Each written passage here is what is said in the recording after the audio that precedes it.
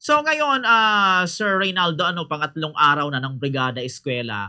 Kumusta na diyan sir ang sitwasyon ngayon? May mga nakita na ba tayong improvement sa mga nilinisan, isinaayos nung atin pong mga magulang? And siyempre, gaano karami sir yung mga uma-attend diyan para maglinis, Sir Reynaldo?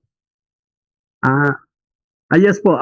Sa ngayon po, actually po, nagsimula po ang Brigada General last week. Nagpaan po kami sa aming supervisor na kung pwede, mas muna po sa linggo kasi po napakarami po natin dito ang ating po dito ay almost 8,000. So, mabuti na mas tayo, mas maayos po namin magagawa ang aming sectioning, ang ng mga teachers. Kaya po, sa po, medyo kaunti lang po ang dumating o nagkakailan-ilan pa rin po. Almost 70% po ng expected enrollment po din ang aming pong at kukunti na lang po ang aming hinihintay.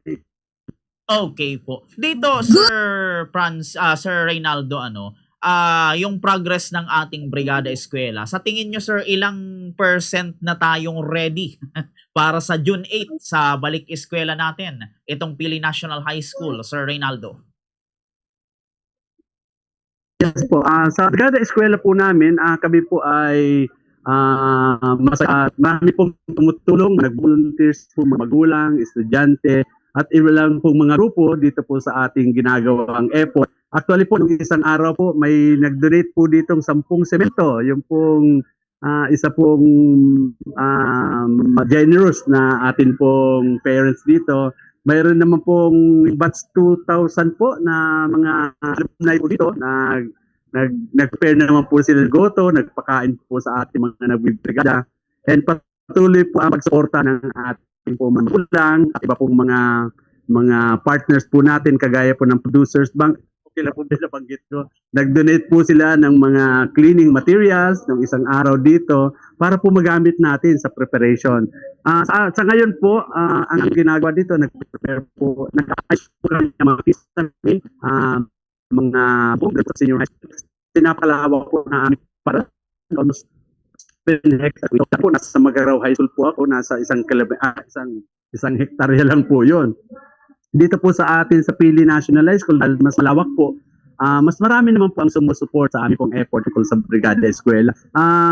Nung isang linggo po, inaayos po namin electrical connection kasi po yung madilim po doon. Doon po kasi sa senior high school,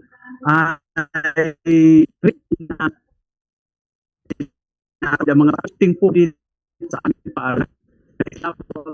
Ng umaga, natatapos po ng 12:45, then 2:45 hanggang naman po alas 6 ng gabi. Kaya po, inaabot po ng gabi ang aming mga mag-aaral at doon po sa parte ng senior high school, pero doon din medyo madilim. Po ang aming mga priority po namin ng mga poste at mas maliwanag sa uwi po ng ating mga mag-aaral.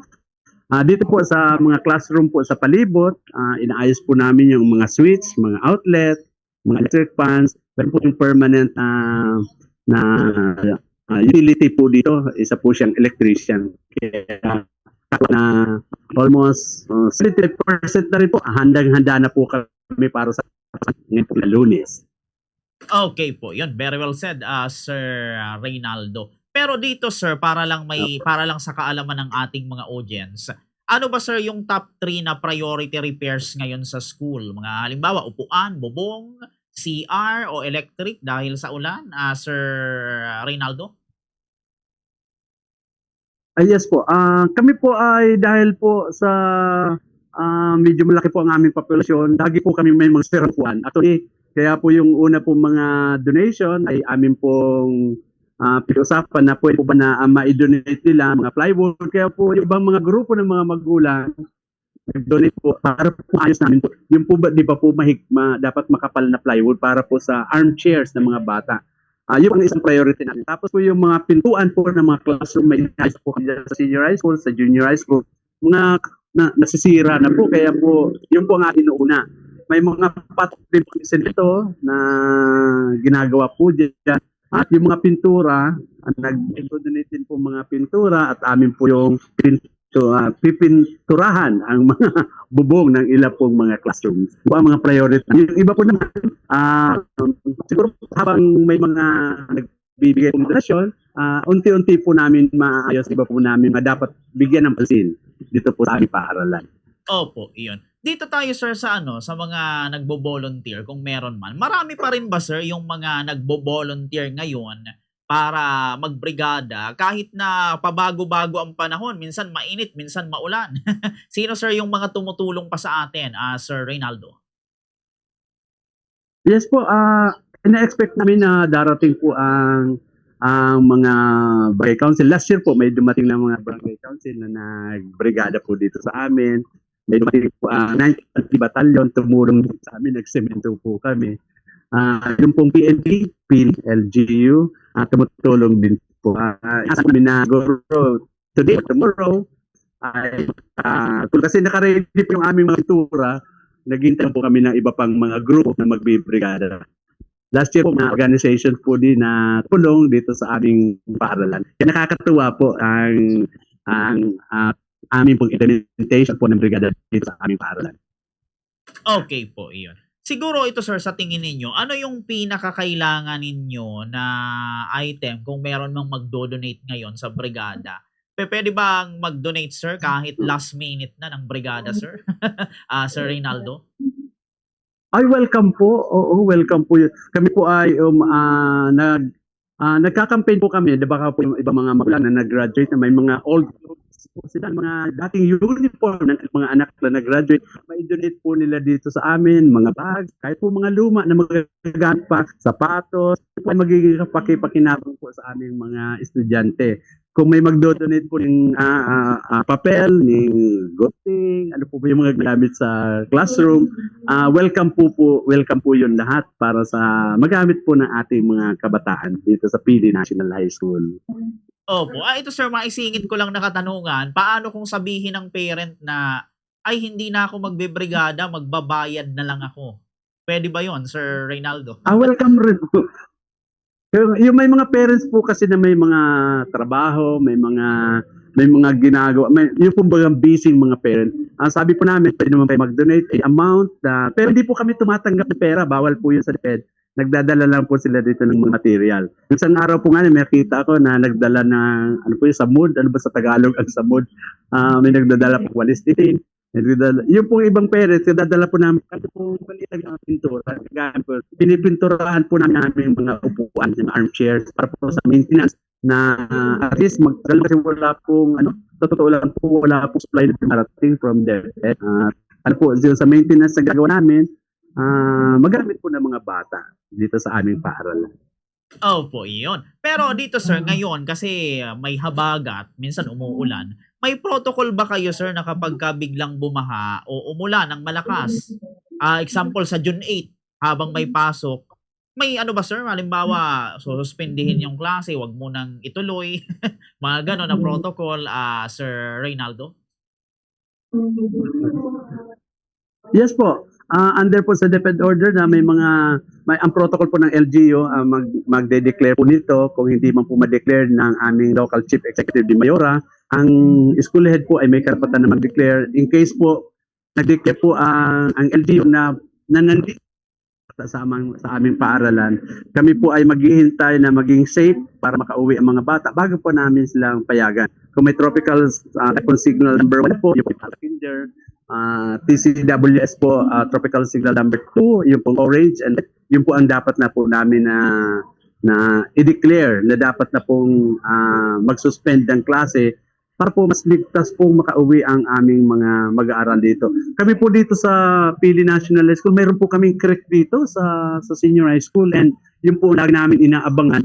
Bago po yun umapaw, dapat po yung aming mga senior high school student and teachers ay ligtas pong makadaan.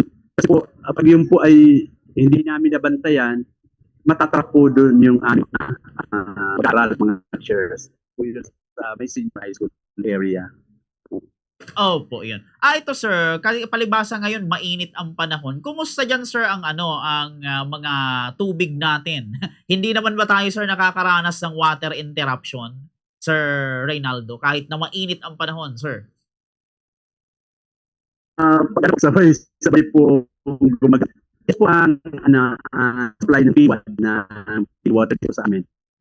Pero para medyo marami po ang gumagamit, halimbawa tanghali, humihina po ang pressure. At lalo na po may mga option po dito sa aming paaralan. Naparaming gumagamit. Kung natutulog po dito, yung mga bisita namin na mga sa contest, medyo nakakakulima po. Kaya hindi po kami pong mga pili pa namin mga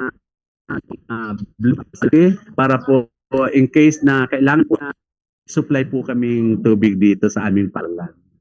Opo. Yung ano natin sir, ventilation. Yung mga, yun nga, mga gamit, mga electric fan. Kumusta ito sir? Preparado na ba if ever, yun nga, makaranas pa tayo ng matinding init ng panahon dahil nitong mataas na heat index, Sir Reynaldo? Yes po. Ang mga classroom advisor po, isa po sa kanilang priorities ng mga project ay ang ventilation po ng kanilang mga classrooms. Kaya po, sa pakiusap nila sa mga magulang, ang una po nilang binibili yung mga fans. Po ng ibang classroom dito, 7 ang electric fan sa mga classroom. Yung iba pati 5, pero sabi ko ang electric fan, mga pataan ko sila sa mga classroom dito. Opo, yun. Ito, sir, mga ano na lang, mga second to the last question na lang, sir. Paano, sir, naiiba yung Brigada Eskwela ngayon, 2026, compare nung Brigada Eskwela last year? May mga bago ba tayong program para sa ganitong mga pagkakataon, Sir Reynaldo? Ano po, kang last year po, nag-check po kami sa physical facilities, repair po ng mga kapaligiran dito sa Pili National. Pero ngayon po, nakikiusap po kami sa mga magulang na sa halip po na mag-donate, ay kailangan po namin na kanilang tulong, ang serbisyo. Kasi marami po kaming aayusin dito sa aming paaralan. Lalong-lalo na po ang mga lalaking magulang. Yun po ang aming kailangan. May mga sisimentohin pa po kami dito na pipinturahan po kay mga bubong. Mas kailangan po namin ng mga magulang lalaki. Karamihan po kasi sa nagbibrigada po babae. At yung iba naman po, pinadala kanilang anak malalaki na, tinatanggap naman po namin para po tumulong sa pagsasaayos ng aming pong paaralan. Yan po, sir. Okay po, very well said, sir. Ito, sir, bago tayo magtapos sa ating interview, siguro kung may mga ilang paalala pa tayo, sir, sa mga estudyante, sa mga magulang ngayong nalalapit na po ang balik eskwela sa June 8, ano, sir, ang maibibigay pa natin sa kanilang paalala, Sir Reynaldo? Ayos po. Sa mga magulang po ng Pili National High School, mag-aaral, sa pong darating na Lunes, inaasahan po namin na ang lahat po na aming mga mag-aaral ay papasok mas maaga, mag-aaral, wala pong magluluok na dito. For almost 1,000 po namin mga estudyante. Amin pong paaral naman po ay performing naman po. Kasi po, meron po kaming naka-qualify sa National School Press Conference, sa national po yun. At marami po kami mga nananalo sa regional contest. Kaya po inaasahan po namin na sa pagtutulungan po ng mga magulang, ng mga guro, mababawasan po ang aming mga non-readers. Kasi actually po ngayon, mayroon pa rin po mga struggling student na nahihirapan bumasa. Kaya po sa tulong po ng aming mga volunteer teachers, ganun din po ang programa sa aral program sa Division of Camarines Sur ay pinagtutulungan po namin na ang lahat po ng mga mag-aaral ng Pili National High School ay makagraduate po at eventually maging maayos po ang kanilang buhay sa darating na mga panahon. Sa tulong po ng aming pong kasama na po ang teaching staff dito sa aking mga kasama po sa paaralan.